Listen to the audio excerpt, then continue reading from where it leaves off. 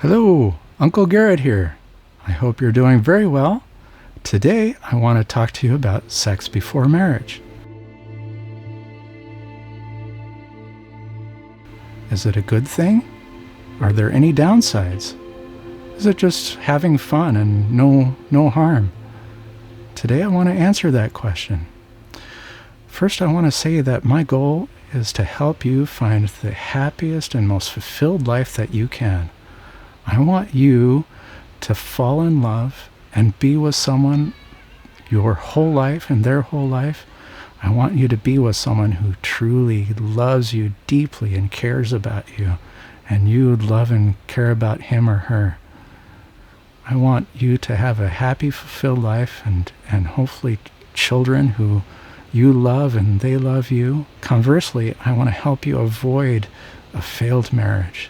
Divorce can be so heartbreaking and often leaves children in limbo and confusion and pain themselves. You really want to avoid that, right? And wouldn't you love to give yourself the gift of a great husband or wife? Well, let's try to achieve that goal. But first of all, I have to tell you, you have to do things differently than most people. So many people have gotten divorced or have broken up with their girlfriend or boyfriend. It's a heartbreaking thing, each and every one of them, and especially if there are children involved. So I want to help you avoid that. And you know what? Sex before marriage has a huge impact on how that will play out. And has a great bearing on how happy your future marriage is, believe it or not.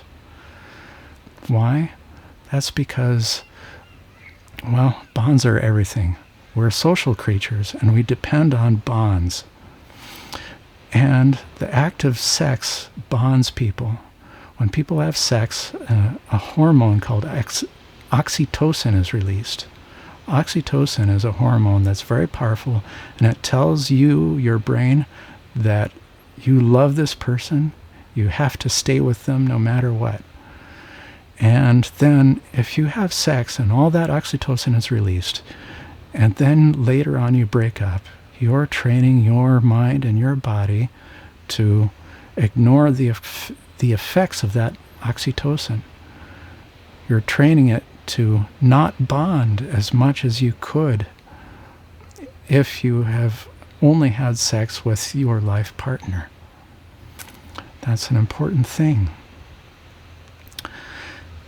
In 2006, Johnny Rzeznik, I don't know how you pronounce his name. There are lots of disagreements on how to pronounce his name, but Johnny is the frontman for the Goo Goo Dolls. He wrote a song called Iris. In that song, he sang, "When everything's made to be broken, I just want you to know who I am." Here he is, reaching out, trying to make a connection with someone. The music video shows him in a high tower with dozens of telescopes all around, and he's frantically looking at each telescope, one after another, frantically searching for something. He's searching, all right. And another part of the song, let's see, how does it go? When everything seems like the movies, you just bleed to know you're alive. The video also shows him stepping out onto the ledge of that high tower and looking down, obviously contemplating making a suicidal jump. But John, I've got news for you. You are a human being.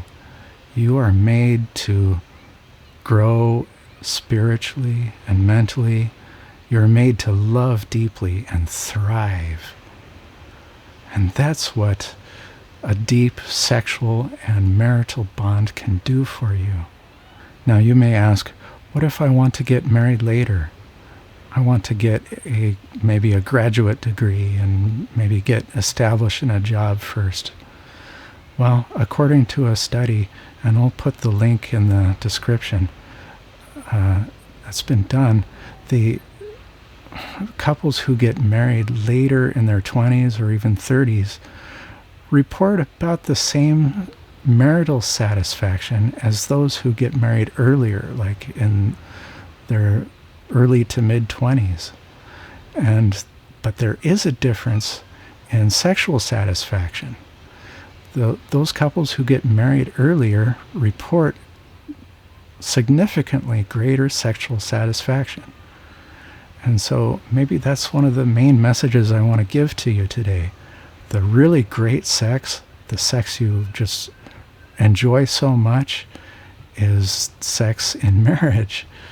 Believe it or not. It's not the loose sex, it's not the hookup sex. The greatest sex is in marriage. So you might be thinking, well, what about experience? Don't people like partners with sexual experience? Well, here's the thing. Sexual experience with many partners gives you experience in one thing primarily, and that's breaking up after sex. That's the experience of training your body, once again, not to respond to those hormones, the oxytocin, that bond you. That's training your mind and body to not bond. Now, you might be thinking, oh, here's just another old white guy from the patriarchy coming to oppress me. Oh my God, the patriarchy, shut him up. Well, let me tell you something.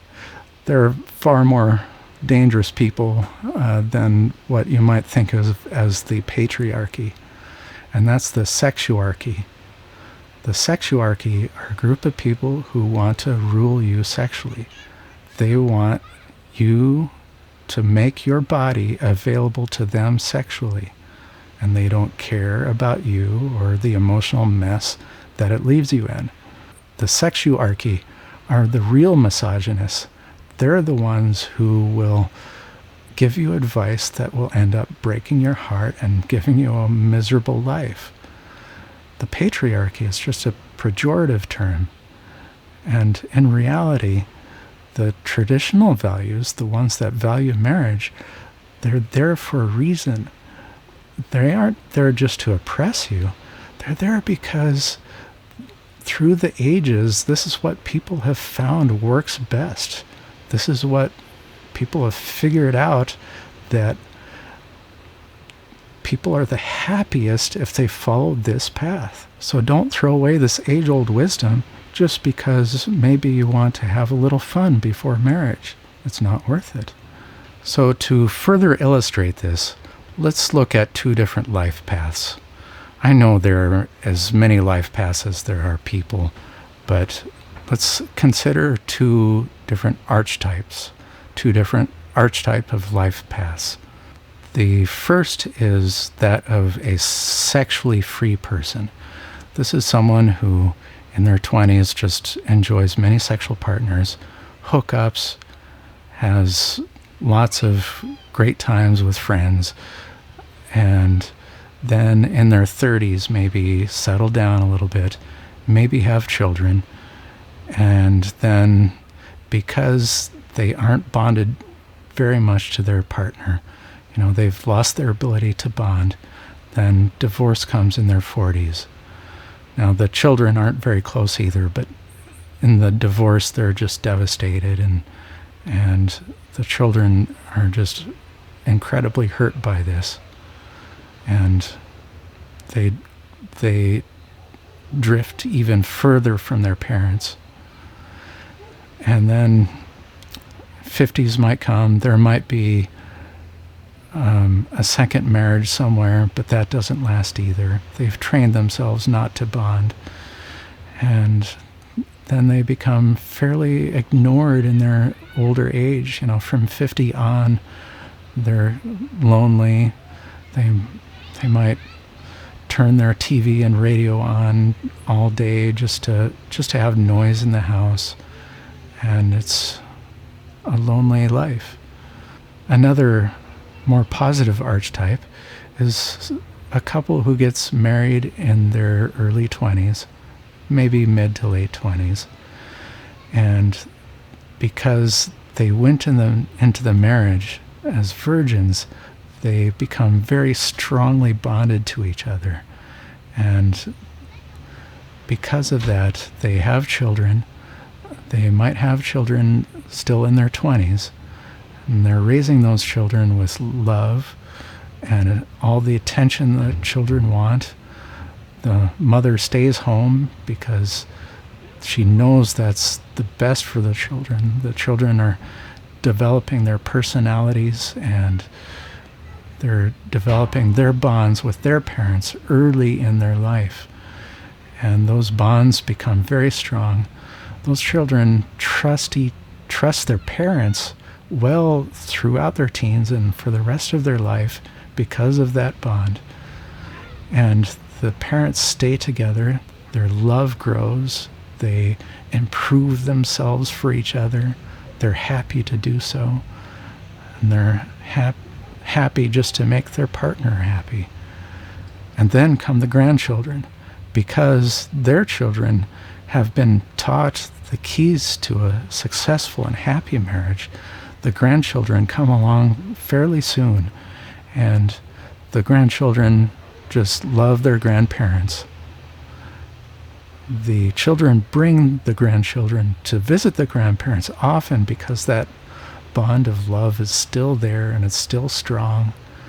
And perhaps even great-grandchildren come along, and that original couple, as they're growing old, they're surrounded by lots of family, lots of children and grandchildren, and their life is fulfilled and happy. So, of course, you want the second life path, right? Who wouldn't? So, how do you achieve that? Well, once again, preserving the ability to sexually bond is paramount. So that's why there's no such thing as casual sex. Sex is anything but casual. And if you try to have casual sex, your body and subconscious will be saying, bond to this person. But your conscious mind is saying, no, this is not permanent. And your subconscious is going to feel terrible about that. You're being cruel to your subconscious.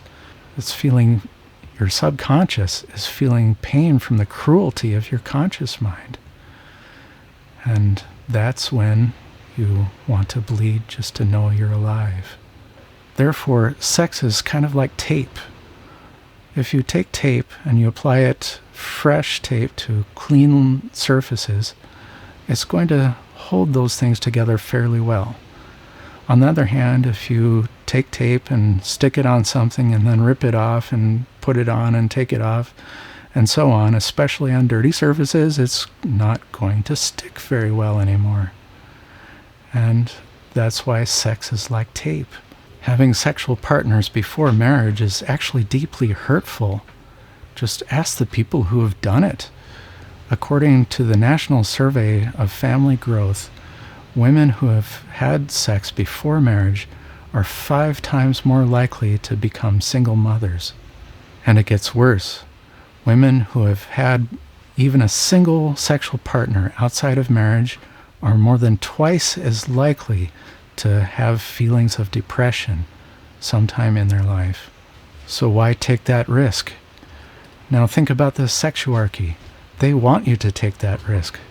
They want to have sex with you and enjoy it, and they don't care if you're taking that risk.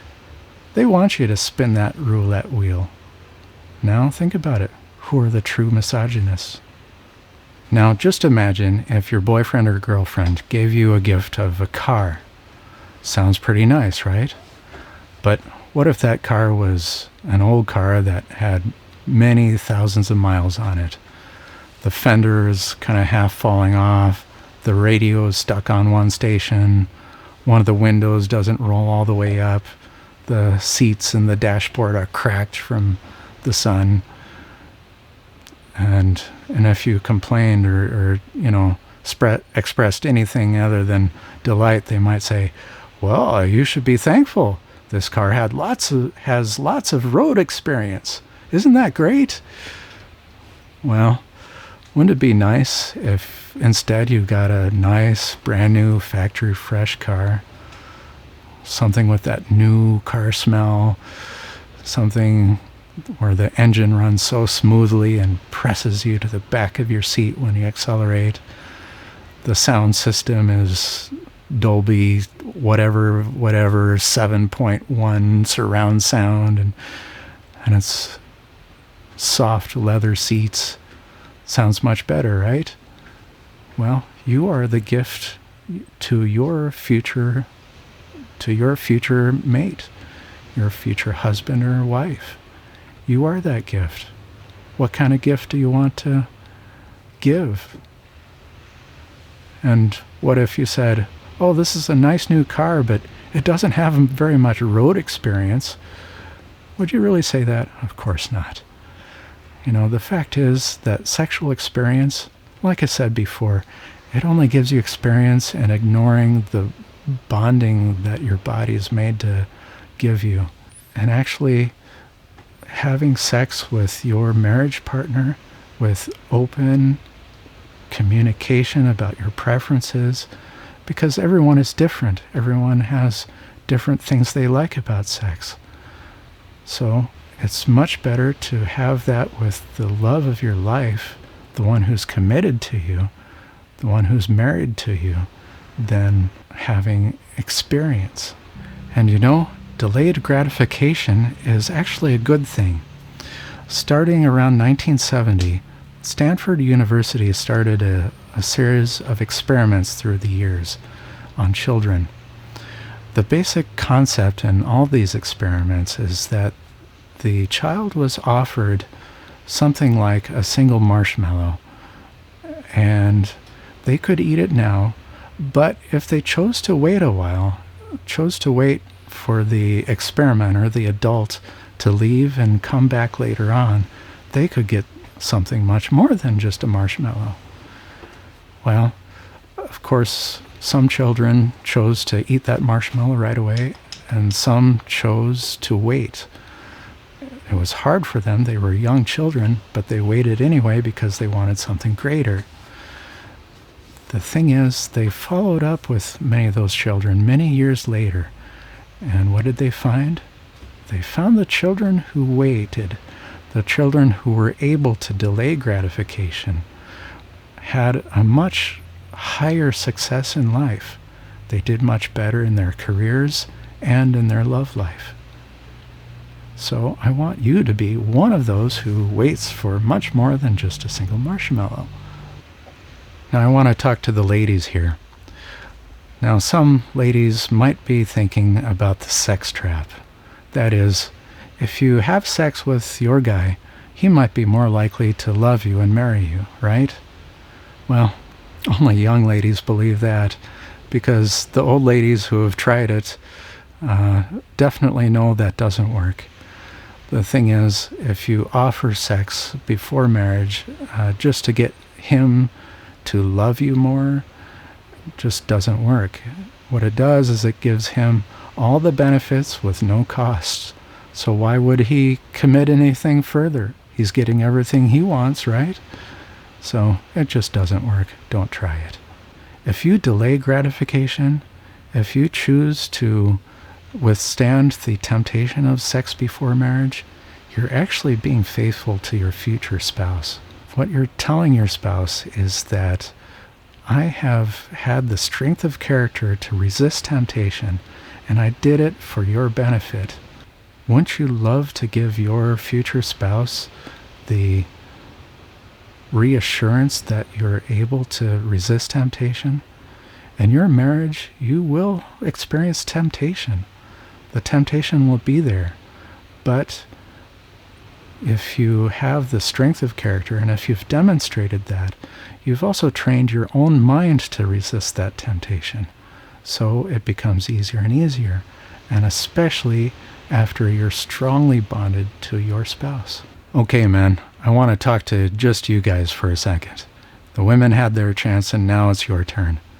So you might be thinking, well, the sexual bonding experience isn't quite as strong for men as it is for women. So maybe I can get away with a few rolls in the sack before marriage and it won't hurt very much, right? Nothing wrong, right? It's been shown throughout history, men can be polygamous, and it has happened, and they probably truly love all of their wives. And so nothing wrong with me enjoying a little bit outside first, right? That's totally wrong. So first of all, of course, you probably want to marry a virgin. That's ideal, right? You want a woman who can strongly bond with you. That should be one of your goals. You want that woman to be bonded with you for all your life, so you want that bond to be strong. So what are you doing having sex with women outside of marriage? First of all, you're ruining it for that woman. That's not very considerate, is it? And then you're pissing in another man's pot. Come on, man. Grow up. You can do it. Here's another myth I want to dispel. You might be thinking, well, we are really truly in love. We just know we're going to get married someday. That's just a foregone conclusion. So we should be able to have sex then, right? Once again, wrong. Did you know that 20% of engagements break up? They fail to lead to marriage? And it gets worse. Couples who move in together, who cohabit before marriage, 40% of those break up. And even worse, couples who cohabit before marriage, they still end up getting married, but they cohabit first.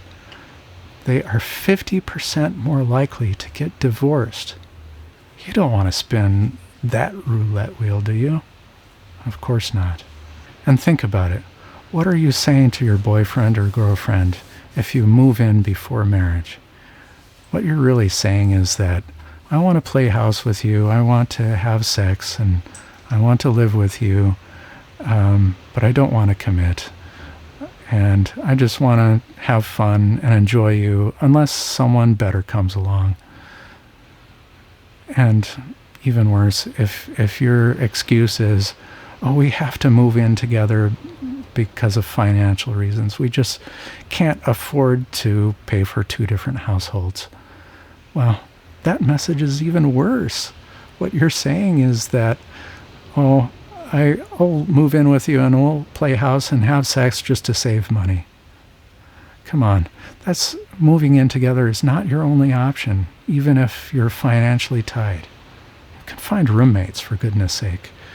Therefore, the only way to get a real, genuine, long-term commitment is to stand up with your partner before all your friends and family, everyone you know, and publicly, loudly, and joyfully say, "Till death do us part."